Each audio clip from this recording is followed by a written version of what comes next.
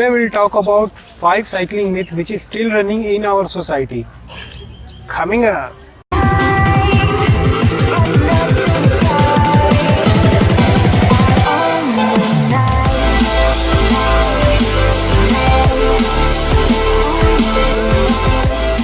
Myth number 1, लोग अक्सर कहते हैं मुझसे कि इतनी कॉस्टली साइकिल लेने से अच्छा तो मैं मोटर बाइक या स्कूटी ले लेता कुछ पैसे और मिलाकर। गाइस, मेरा ये मानना है कि हमें कोई भी व्हीकल अपने पर्पस के अकॉर्डिंग लेना चाहिए, ना कि शो ऑफ के लिए।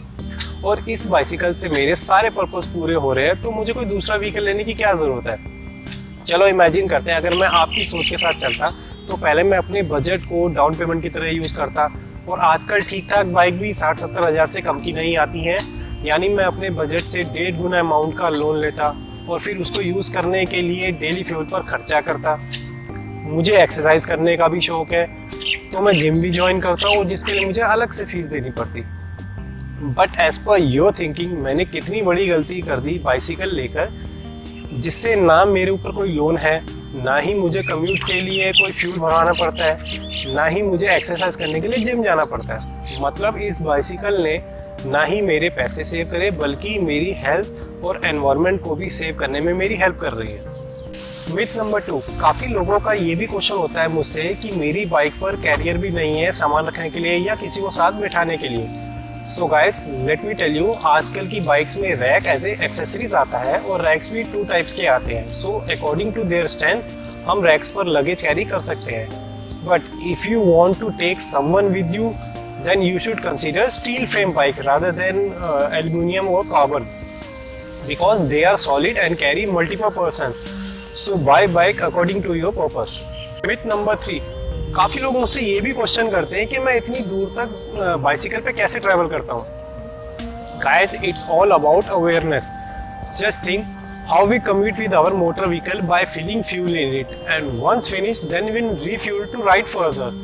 The same process we follow. It's all about good nutrition, because for cycling good diet is our fuel. Myth number 4, अक्सर लोग मुझसे ये भी कहते हैं कि आजकल लोग अपने आप को अपग्रेड करते जा रहे हैं, स्कूटी से बाइक पर, बाइक से कार पर, और मैं बाइक से सीधा बाइसिकल पर आ गया है। रीज़न समझ नहीं आया। सो आप सबको लगता है कि कॉस्टली मोटर बाइक और कार लेने से हमारा स्टेटस अपग्रेड हो जाता है। So here I have to tell you that you are living with a wrong thinking, because इसे स्टेटस अपग्रेड करना ही नहीं बल्कि कॉस्ट ऑफ लिविंग को अपग्रेड करना कहते हैं।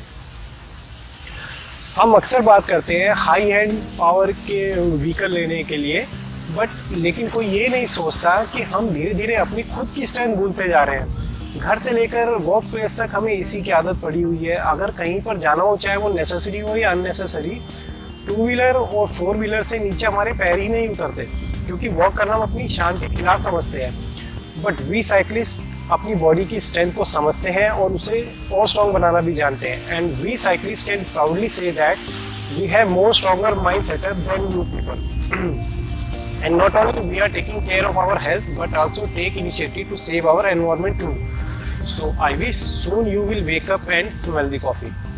मिथ नंबर 5, गाइस, जब भी कोई मेरे पास मेरी बाइक की टेस्ट राइड लेने आता है, उसका सबसे पहले ही क्वेश्चन यही रहता है कि चारुल, आपकी बाइक की सीट की हाइट काफ़ी ऊंची है, मेरे तो इसमें पैर भी नहीं लग रहे बैठ के, आप कैसे इसको चला लेते हैं। सो गाइस, मैं यही कहना चाहूँगा, यही सबसे बड़ी मिथ है जो हमारी कम्युनिटी में अब तक चली आ रही है। ऑलमोस्ट 99% लोग को यही लगता है कि सीट पर बैठकर हमारे पैर ज़मीन पर लगने चाहिए बाइसिकल पर, तभी हमसे सही तरीके से बाइसिकल चल पाएगी। सो गाइस, मैं आपसे एक क्वेश्चन पूछना चाहूँगा कि कितना टाइम जब भी आप बाइसिकल चलाते हैं आप अपने पैर ज़मीन पर टिकाए रखते हैं, और कितना टाइम आप पैडलिंग करते हैं। सो ये बहुत ही गलत टेक्निक है जो अब तक हमारी सोसाइटी में चली आ रही है। और let me tell you what is the disadvantage of this. So guys, as per your thinking, मैंने अपनी सीट, बाइक की सीट की हाइट बिल्कुल नीचे कर दी है। अब मेरे पैर आराम से ज़मीन पर लग रहे हैं। अब आपको लगता है कि इस तरीके से बाइसिकल चलाना बिल्कुल परफेक्ट है, लेकिन इसकी सबसे बड़ी डिसएडवांटेज ये है कि जैसे ही मैं पैडल के ऊपर अपने पैर रखता हूँ और मैं पैडल को सबसे नीचे तक ले आऊँ, ये बिल्कुल डाउन कैडेंस तक मैं ले आऊँ। अब आप जरा ध्यान से देखिए कि मेरे टांग बिल्कुल मेरी सीधी नहीं हो रही है। मीन्स जब भी मैं साइकिलिंग करूँगा मेरी टांग मैक्सिमम इतनी तक ही स्ट्रेच होगी, इससे ऊपर नहीं। सो इसका सबसे बड़ा ड्रॉबैक यही है गाइस कि जब भी मैं कभी लॉन्ग राइड पर जाऊंगा तो मेरे नी पेन शुरू होने लग जाएगा। और यही सबसे बड़ी वजह है कि हमें अपनी सीट की हाइट इस ढंग से अपनी सेट करनी चाहिए कि हमारी पैडल के ऊपर भी हमारी टांग बिल्कुल सीधी रहे, तभी वही एक करेक्ट पोजीशन है हमारी साइकिल चलाने की। चलिए मैं आपको दिखाता हूँ कि करेक्ट पोजीशन क्या है हमारी सीट की हाइट को सेट करने के लिए। सो फ्रेंड्स, जैसे आप देख सकते हैं अब मैंने अपनी सीट की हाइट अपनी अकॉर्डिंग कर ली है। अब आप देखिए मेरे पैडल को मैंने बिल्कुल डाउन कैडेंस तक ले गया हूँ और अब देखिए मेरी टांग बिल्कुल स्ट्रेट है ऑलमोस्ट। सो यही एक सही टेक्निक है कि हमें सीट पर बैठकर हमें उतनी सीट की हाइट रखनी चाहिए जितने हमारी पैडल तक हमारी लेग को स्ट्रेट रखा जा सके। और जब भी हम कभी बाइक स्टॉप करें तो हम इंस्टेंटली सीट से ऐसे उतर जाए और जब भी हम ड्राइव करें देन एकदम ऊपर बैठें।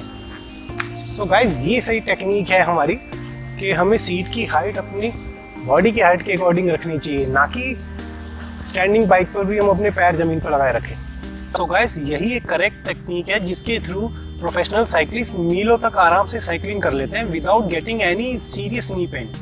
आई hope I was able to sort out your myth about cycling. आगे और भी इंटरेस्टिंग टॉपिक मैं आपके लिए लेकर आऊँगा। So to get those information please hit the subscribe button follow by the bell icon.